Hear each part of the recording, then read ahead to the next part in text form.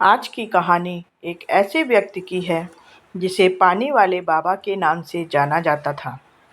कहानी बहुत ही प्रेरणादायक है और कहानी को आप अंत तक ज़रूर देखिएगा। और अगर आप पानी बचाएंगे तो पानी आपको बचाएगा।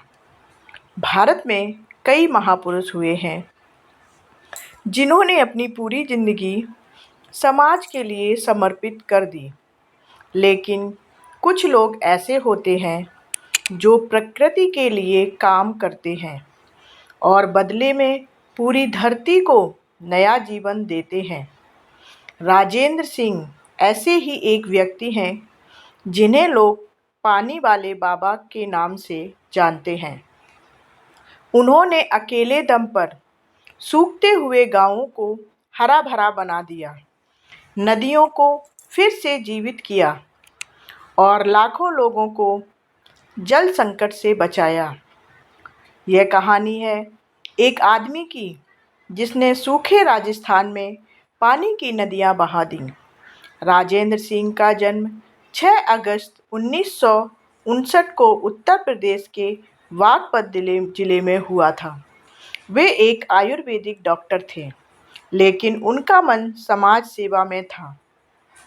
1980 में उन्होंने राजस्थान के अलवर जिले में काम करने का फैसला किया।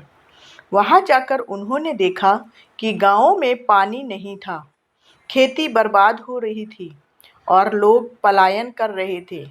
जब कोई समस्या बड़ी हो तो भागने की बजाय उसका हल ढूंढना चाहिए। यहीं से उनके जीवन का सबसे बड़ा मिशन शुरू हुआ, पानी बचाने का आंदोलन।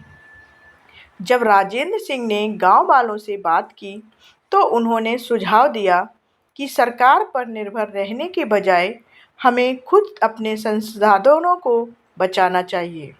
उन्होंने प्राचीन जल संरक्षण तकनीकों को फिर से जीवित किया। सबसे पहले उन्होंने जोहड़ यानी कि मिट्टी से बने छोटे तालाब बनाना शुरू किया। धीरे धीरे गांव में पानी इकट्ठा होने लगा और भूजल स्तर ऊपर उठने लगा। कुछ ही सालों में गांव की सूखी नदियां फिर से बहने लगीं। पानी को रोको, सहेजो और धरती को जिंदा करो। तारुण भारत संघ नाम की संस्था बनाकर उन्होंने जल संरक्षण को एक जन आंदोलन बना दिया। राजेंद्र सिंह ने कई नदियों को फिर से बहने पर मजबूर कर दिया, जिनमें शामिल है अरवरी नदी। 60 किलोमीटर लंबी यह नदी पूरी तरह सूख गई थी, लेकिन आज यह साल भर बहती है। रूपा रेल, सरसा और भगानी नदियाँ ये भी उनके प्रयासों से पुनर्जीवित हुईं। हजार से ज़्यादा गांवों में पानी की किल्लत खत्म हो गई। अगर इंसान ठान ले तो सूखी धरती भी फिर से हरी हो सकती है। राजेंद्र सिंह के काम से कुछ लोगों को परेशानी होने लगी। कुछ कंपनियां और राजनेता नहीं चाहते थे कि गांव वाले अपने जल संसाधनों को खुद संभालें। उन्हें धमकियां मिली, कई बार उनके काम में रुकावटें डाली गईं, लेकिन वे डटे रहे क्योंकि उनका लक्ष्य सिर्फ लोगों को पानी देना था। 1990 के दशक में सरकार ने पानी के निजीकरण की योजना बनाई, लेकिन राजेंद्र सिंह और उनके समर्थकों ने इसका विरोध किया। अंततः सरकार को झुकना पड़ा। अगर पानी को निजी हाथों में दे दिया गया तो गरीबों की प्यास कभी नहीं बुझेगी। राजेंद्र सिंह से हमें क्या सीखना चाहिए? बड़ी समस्याओं का हल छोटी कोशिशों से शुरू होता है। अगर आप समाज के लिए कुछ अच्छा कर रहे हैं तो मुश्किलें आएंगी, लेकिन आपको डटे रहना होगा।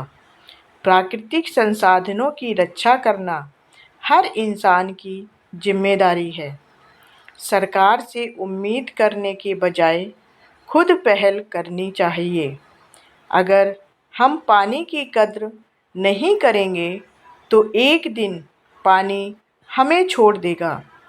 राजेंद्र सिंह ने साबित कर दिया कि एक व्यक्ति भी पूरे समाज की तकदीर बदल सकता है। आज वे गांव-गांव जाकर लोगों को पानी बचाने की शिक्षा देते हैं और हजारों युवा उनके नक्शे कदम पर चल रहे हैं। क्या आपको उनकी कहानी ने प्रेरित किया है? कमेंट करके ज़रूर बताएं और पानी बचाइए, धरती बचाइए। धन्यवाद।